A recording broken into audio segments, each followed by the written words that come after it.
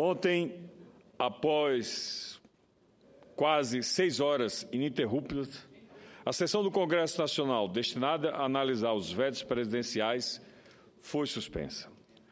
Dos 32 vetos, 26 foram mantidos, quando a madrugada já avançava e o quórum, por sua vez, recuava e diminuía. Agora, a apreciação dos 6 vetos restantes dependerá de uma nova sessão conjunta do Congresso, em data a ser definida. Fato é que, dentre os vetos que nos foram votados ontem, estão a exploração de direitos patrimoniais decorrentes de ocupação de terras da União, o que chamamos de imposto cobrado em muitas cidades brasileiras, especialmente cidades litorâneas, imposto de marinha, imposto do século XIX, acredite. Segundo, a dedução do imposto de renda para professores. Terceiro, a valorização dos benefícios para aposentados e pensionistas. Quarto, o regime especial de tributação para entidades profissionais desportivas. Quinto, o fundo de transferência dos depósitos judiciais e administrativos. E, por fim, o sexto item, o aumento de remuneração dos servidores do Judiciário. Senhor presidente, senhores senadores, Vossas Excelências conhecem a minha posição em relação aos vetos presidenciais. Voto o veto como votei na ida.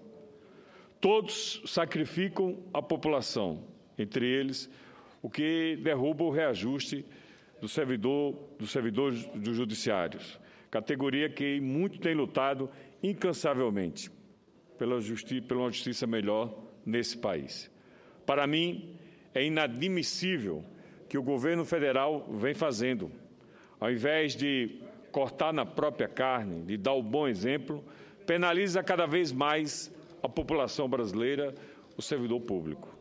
Em outras oportunidades, disse nesta tribuna, e hoje vou repetir, o que o país precisa urgentemente e verdadeiramente, além da reforma tributária, é de uma reforma administrativa. Senhor presidente, o povo brasileiro não suporta mais carregar o peso de uma máquina inchada, ineficiente, extremamente pesada. Continuo, como sempre fiz, visitando os diversos municípios do meu estado, conversando com as pessoas, sobretudo ouvindo-as, aprendendo com elas, buscando a percepção de que estão tendo da realidade do país neste momento e também do meu estado. Neste último final de semana não foi diferente. E muito me chamou a atenção a perplexidade de meus conterrâneos com as últimas atitudes do governo federal. Os sergipanos, e com certeza muitos outros brasileiros, não estão admitindo um orçamento negativo que foi elaborado. Não concorda de jeito nenhum com essa forma de governar, com o aumento e com a recriação de tributos, como a CPMF. Estão alarmados com tanta corrupção, cansaram e estão contra tudo isso que aí se apresenta.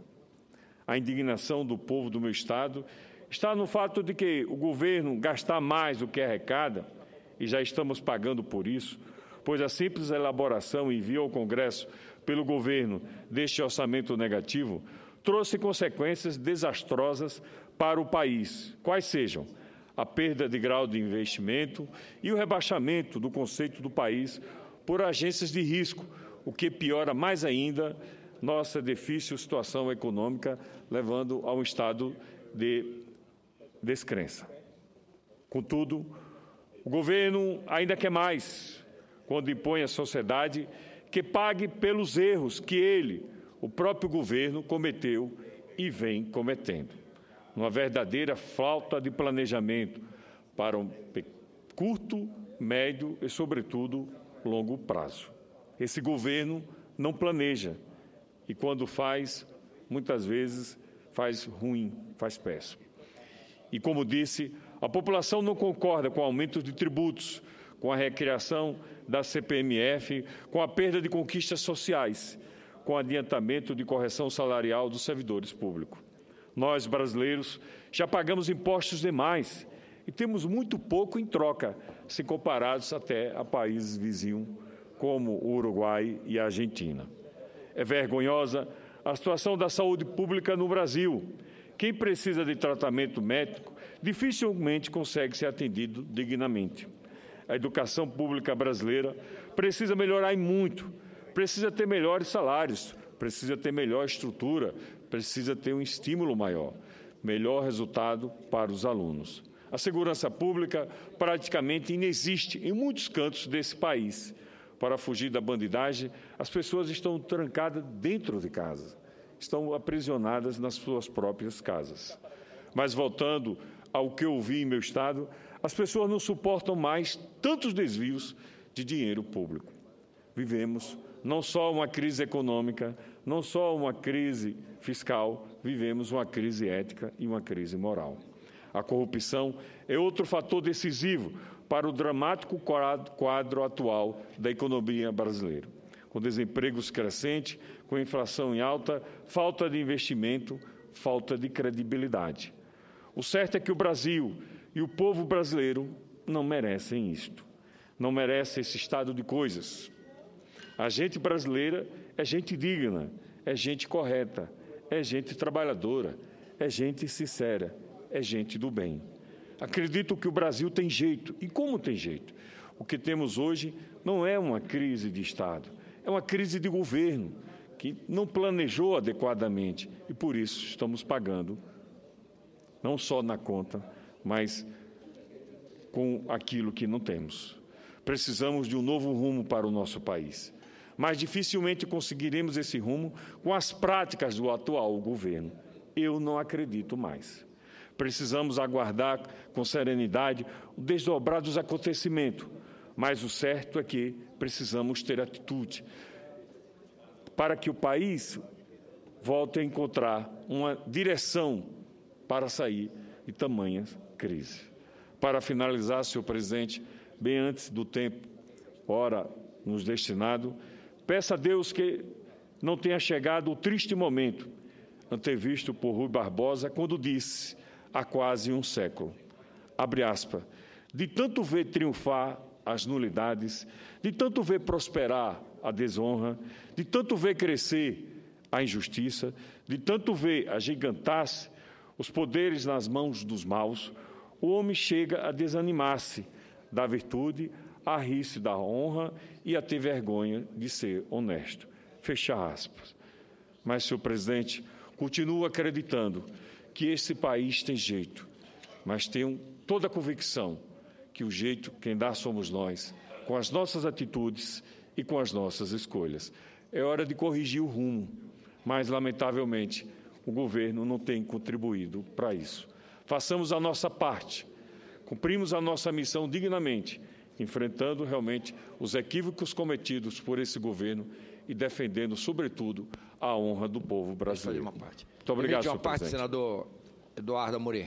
Pois não, senador Festa Ribeiro. Eu quero parabenizá-lo pelo pronunciamento de Vossa Excelência, de forma didática, mostrando aos brasileiros, através da TV Senado, da Rádio Senado, e em especial para os seus conterrâneos lá de Sergipe, mas que o que ocorre em Sergipe ocorre com o seu amigo lá no Pará também, ao caminhar pelo Estado, de ver a situação que os paraenses, como os sergipanos, se encontram, de descrença total com o governo que aí está.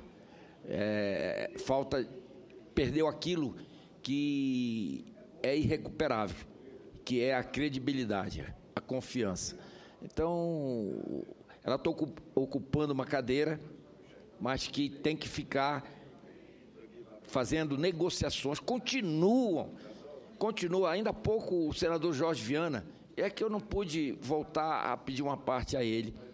Ele veio criticar, porque o presidente Fernando Henrique privatizou o sistema de telefonia no Brasil, e com isso o Brasil não tem satélite. Não tem o PT está há 13 anos no governo, por que não pôs satélite? Mas se não tivesse privatizado a Vale, nós teríamos outros escândalos produzidos pelo PT. Não seria só o Mensalão, o Petrolão, o Eletrolão, teria também o Valão, o Embratelão, ou seja, vários outros escândalos que foram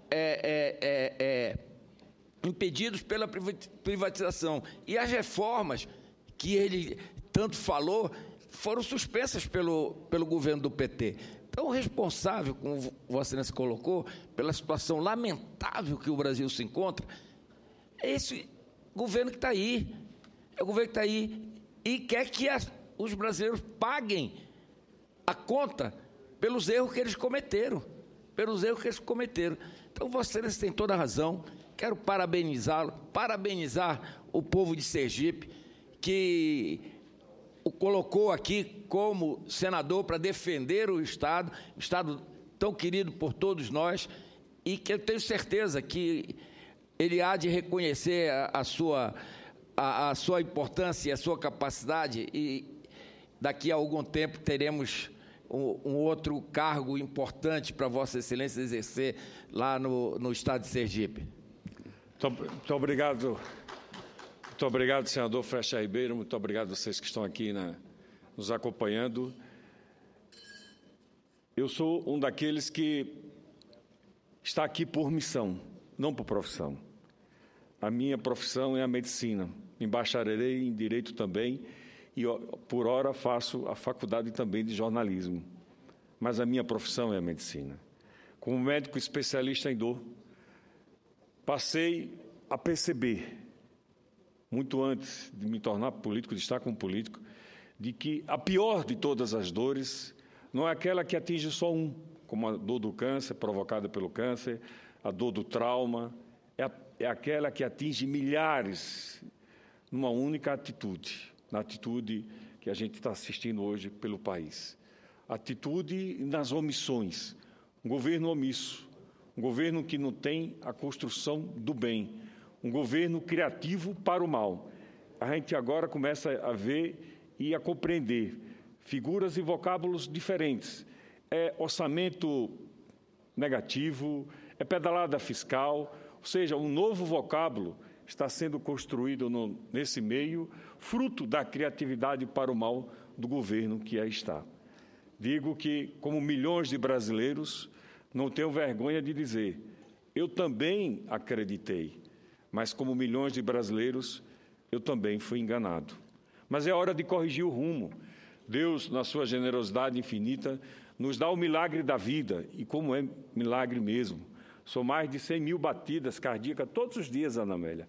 A gente não faz essa conta, mas o coração de cada um de nós bate mais de 100 mil vezes por dia. E quando a gente junta esses dois grandes ingredientes, vida e atitude e liberdade, a gente vai para o destino que quer. E como disse aquele poeta William Ernest Henley, no final do século XIX, o poeta inglês e jornalista também, eu sou senhor do meu destino, eu sou dono do meu destino. É verdade, porque Deus nos dá a vida e nos dá a liberdade. Então eu posso escolher para onde vou. Então é hora do povo brasileiro escolher um destino melhor, refletir sobre tudo isso, refletir com esse sofrimento, com o que nós estamos vivendo nesse país. Jeito tem, mas o jeito quem dá somos nós com as nossas escolhas. Errar, não queremos mais, não podemos mais, porque os nossos erros, os nossos equívocos, sobretudo nas nossas escolhas, pagarão não só as nossas gerações, mas com certeza muitas outras gerações. É hora de plantarmos uma semente melhor, é hora de escolhermos um destino melhor para o nosso país, porque nenhum canto do mundo, senador Flecha, é tão rico em recursos minerais e recursos naturais como o nosso. O que falta, com certeza, é escolhermos os gerentes, aqueles responsáveis pela condução desse país. Como vivemos numa democracia, com certeza, a escolha desses gerentes, quem faz somos nós. Não temos o direito de errar. Pois não, senadora Ana Amélia. Senador Eduardo Amorim, eu queria lhe agradecer porque, mesmo com a dureza de mostrar o aprofundamento da crise, que é de vários matizes, é uma crise financeira, é uma crise política, é uma crise ética, é uma crise moral, Vossa Excelência consegue, ao final do seu pronunciamento, dar uma luz de esperança, tratando em termos poéticos, do significado da vida. E concordo com Vossa Excelência, está nas nossas mãos o poder da escolha. E nós não podemos transferir esta responsabilidade das escolhas para ninguém, a não ser para nós mesmos. Mas também precisamos fiscalizar e cobrar dos nossos líderes, dos nossos governantes, dos líderes dos outros poderes também, a responsabilidade no compartilhamento das responsabilidades. Então, eu queria cumprimentá-lo pela manifestação e foi um alento ouvi-lo agora de tarde nesse olhar, com esta visão humanista de um médico que cuida da dor e que talvez a dor maior seja a dor da desesperança, a dor de não vislumbrar uma saída para os problemas. Mas nós sabemos que nós podemos. E eu tenho dito, senador Eduardo Amorim, o Brasil é maior que a crise e nós temos capacidade de superá-la. Parabéns, senador Eduardo Amorim. Obrigado, senadora Ana Amélia. Já vou encerrar, presidente, só mais alguns segundos. Senadora Amélia, eu sou um admirador da sua postura, das suas atitudes. Vossa Excelência sabe disso. E se eu pudesse dizer uma coisa, presidente, eu diria, presidente, a crise é de diálogo também. Converse mais. Não se trata de bandeiras partidárias. Queremos um Brasil melhor, presidente. Estamos aqui para ajudar, para lutar por um Brasil melhor. Não escute alguns apenas não, presidente. Escute mais, ouça mais. Escute pessoas sinceras que, com certeza, querem ver esse país no trilho certo, no trilho da dignidade, no trilho realmente que o povo brasileiro merece e não está tendo. Ao contrário, está pagando a conta. O paciente está numa situação extremamente grave. Diria que está na UTI, mas o tratamento é muito simples. O tratamento é de diálogo. O tratamento é de conversar. E parece que custa muito, senador Flecha Ribeiro, para essas pessoas conversarem e ouvirem, sobretudo com aqueles que sonham, lutam e que cumprem a sua missão aqui e desejam ver um país melhor. Presidente, converse mais, dialogue mais, não com alguns, mas com mais gente. Muito obrigado, senhor presidente.